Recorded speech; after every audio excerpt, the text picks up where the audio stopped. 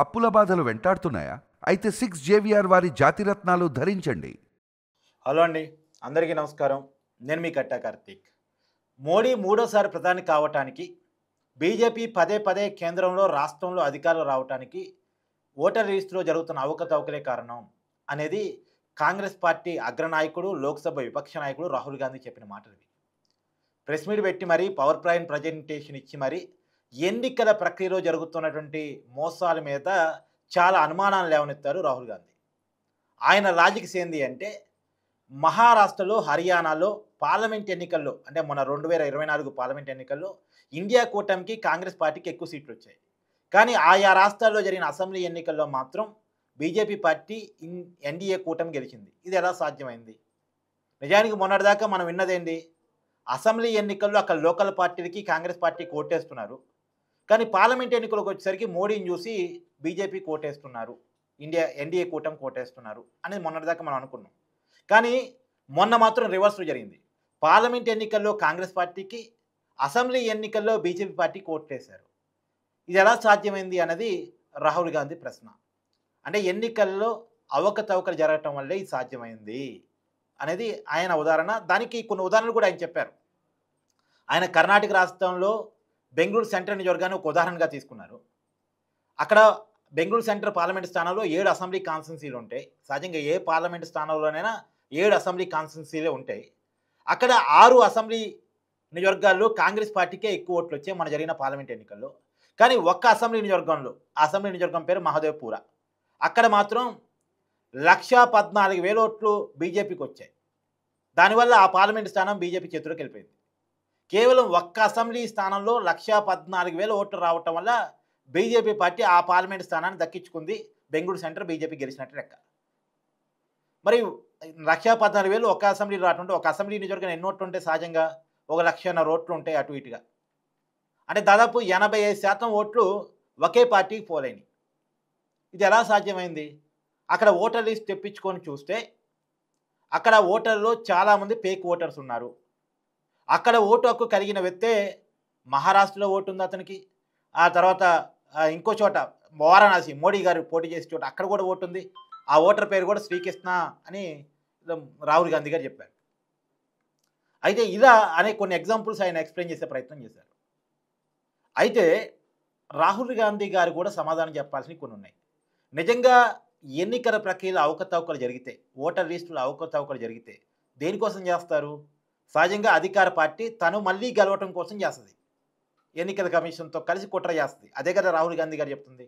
అదే నిజమైతే రాహుల్ గాంధీ గారు మొన్న పార్లమెంట్ ఎన్నికల్లో 2 చోట్ల నుంచి పోటీ చేశారు. అది ఉత్తరప్రదేశ్ రాయ్బరీ నుంచి పోటీ చేశారు, కేరళ వాయనాడ్ నుంచి పోటీ చేశారు. కానీ 2 చోట్ల కూడా గెలిచారు ఆయన. ఇంకొక లాజిక్ ఏంటంటే, నిజంగా ఎన్నికల ప్రక్రియలో అవకతవకలు జరిగితే బీజేపీ ప్రధానంగా రాహుల్ గాంధీని ఖచ్చితంగా ఓడించాలనుకుంటుంది.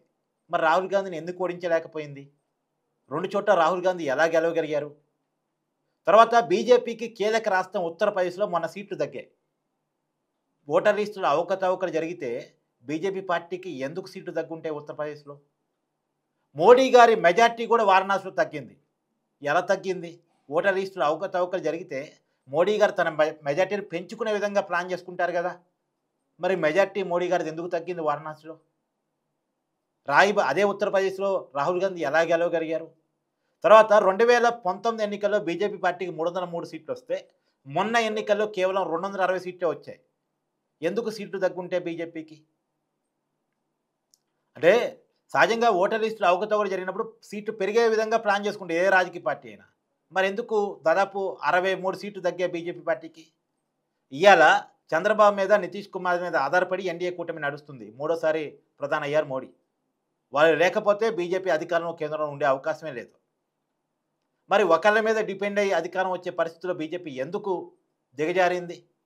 ఓటర్ లిస్టులో అవకతవకలు జరిగితే బీజేపీ పార్టీ సొంతంగానే సీటింగ్ పెంచుకుంటుంది కదా. 303 అని పోయినసారి వస్తే ఈసారి 350 సీట్లు వచ్చేలా ప్లాన్ చేసుకుంటుంది కదా. మరి ఎందుకు అలా జరగలేదు?